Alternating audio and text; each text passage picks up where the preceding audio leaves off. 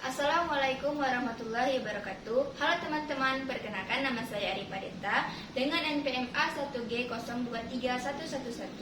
Saya dari kelas 3D. Di sini saya akan membuat video UAS tentang topik permasalahan yang kami ambil di sini dari mata kuliah biologi dengan dosen pengampu Pak Peri Noverman MPD. Di sini saya sendiri mendapat topik keahlian yaitu anatomi fisiologi tumbuhan atau anfistum.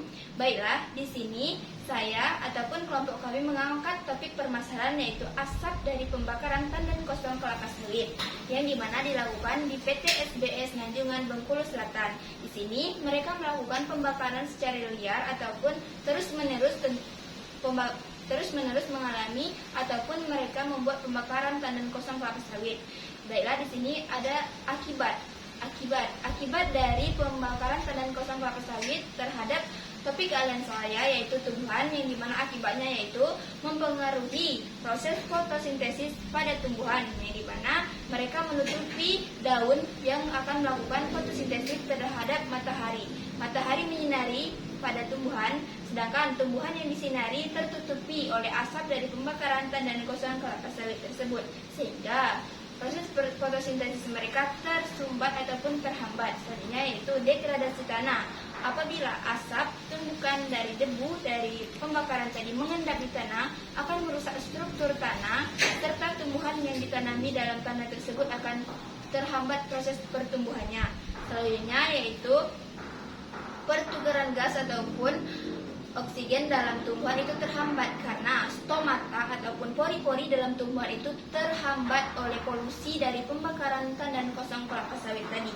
Selanjutnya yaitu ada penyebab dari pembakaran tandan kosong kelapa sawit ini ada satu, yang pertama dari pengolahan kebun tersebut, yang dimana mereka tidak mengetahui atau kurangnya literasi memahami bagaimana cara mengolah tandan kosong kelapa sawit tersebut lebih bermanfaat dan mengurangi risiko pencemaran di lingkungan sekitar serta berdampak pada tumbuhan maupun hewan ataupun manusia.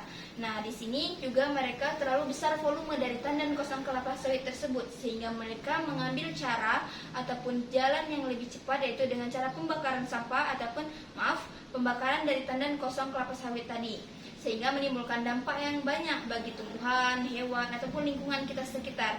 Selanjutnya kami mengusulkan solusinya yaitu membuat kompos dari tandan kosong kelapa sawit tadi, yang dimana keterkaitan saya ataupun keterkaitan topik keahlian saya dalam pembuatan kompos yaitu tumbuhan seperti jamur, dedaunan, ranting. Nah, itu bisa membantu ataupun bahan yang membantu proses pembuatan kompos tandan kosong kelapa sawit. Itu adalah kontribusi dari keahlian saya. Selanjutnya yaitu kami membuat web.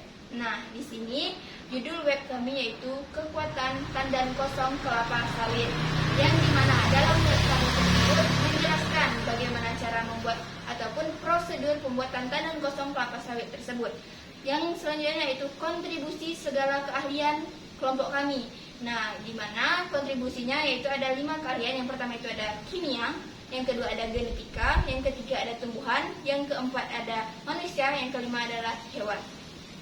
Yang pertama kontribusi keahlian kimia, yaitu pemilihan dalam kalsium, nutrisi, fosfor yang kita dapat peroleh dalam pembuatan kompos tersebut dalam pupuk M4 yang dicampurkan dalam pembuatan kompos tersebut.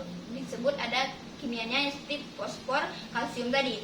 Nah, yang kedua itu ada genetika, pemilihan mikroorganisme unggul yang dicampurkan ataupun yang ada dalam pupuk kompos tersebut sehingga menghasilkan kompos yang bagus. Yang ketiga adalah peran anatomi fisiologi tumbuhan, yaitu keahlian saya sendiri, yaitu seperti yang tadi saya jelaskan.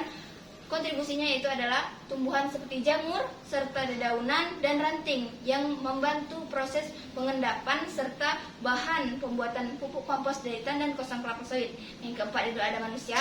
Nah, kontribusi manusia dalam pembuatan kompos ini adalah urinnya yaitu yang disiapkan. Setelah disiapkan, siap digunakan dalam pembuatan kompos tersebut, dicampurkan dalam pembuatan kompos sehingga urin tadi termasuk bahan dalam pembuatan kompos. Yang terakhir adalah hewan yang membantu berkontribusi dalam pembuatan kompos tadi ada lalat, ada kumbang yang membantu proses penguraian pembuatan pupuk kompos tandan kosong kelapa sawit. Nah, di sini semua Kontribusi dari topik elemen kayu masing-masing bercampur ataupun memiliki peran masing-masing dalam pembuatan pupuk kompos dari tandan kosong kelapa sawit tersebut. Nah, yang terakhir yaitu uraian dari isi web yang telah kami buat. Baiklah, uraian isi web yang telah kami buat yang pertama itu adalah ada kata pengantar. Di sini kata pengantarnya itu mencakup manfaat. Cara pembuatan kompos tersebut itu telah mencakup di kata pengantar yang telah kami buat dalam web kami tersebut. Nah, yang kedua itu adalah deskripsi kegiatan. Dalam deskripsi kegiatan juga dijelaskan bagaimana cara pembuatan ataupun langkah-langkah pembuatannya. Nah, yang terakhir adalah alat dan bahan, di mana alatnya itu seperti wadahnya, sekop, pisau. Sedangkan bahan, yaitu yang paling penting, tandan kosong kelapa sawit tadi, bahan-bahan makanan yang tidak dipakai ataupun yang sudah busuk. Nah, seperti tadi yang saya jelaskan tadi, yaitu dedaunan, ranting-ranting, serta bahan makanan yang tidak dipakai ataupun tidak digunakan lagi ya, maksudnya yang sudah basi kayak gitu. Nah, lainnya itu adalah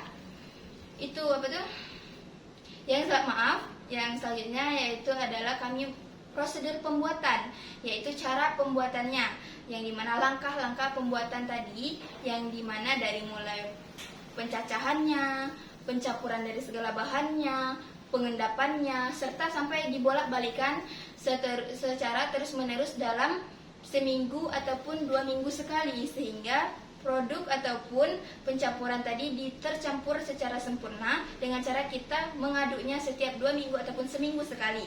Nah, yang terakhir adalah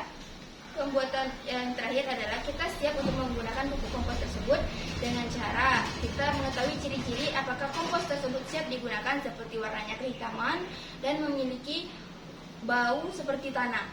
Nah, apabila 2 ciri tersebut sudah ada pada pupuk yang telah kita buat, maka pupuk yang kita telah buat siap digunakan atau siap diaplikasikan pada tanaman. Sekian penjelasan dari saya. Apabila ada kesalahan kata ataupun kalimat, saya ucapkan maaf. Terima kasih. Assalamualaikum warahmatullahi wabarakatuh.